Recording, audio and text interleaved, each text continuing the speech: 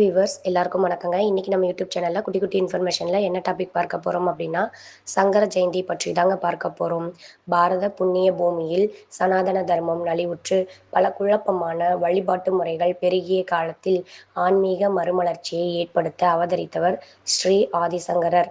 கேரளா மாநிலம் காலடியில் சிவகுரு ஆரியாம்பாள் தம்பதிக்கு மகனாக சித்திரை மாத வளர்பிறை பஞ்சமி திதியன்று அவதரித்தார். இவரது அவதார தினம் சங்கர ஜெயந்தி, அதாவது ஏப்ரல் 21 என்று போற்றப்படுகிறது.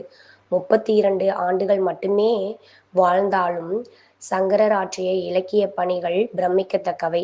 பிரம்மசூத்திரம், உபநிடதங்கள் மற்றும் பகவத்கீதைக்கு அவர் எழுதிய பாஷ்யங்கள், அதாவது விளக்க உரைகள், இன்றும் வேதாந்தத்தின் அடிப்படையாக உள்ளன.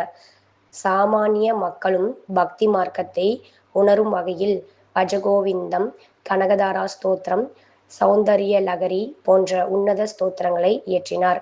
நடந்தே காஷ்மீரம் முதல் கன்னியாகுமரி வரை 3 முறை பாரதம் முழுவதும் பயணம் செய்து தர்மத்தை நிலைநாட்டினார்.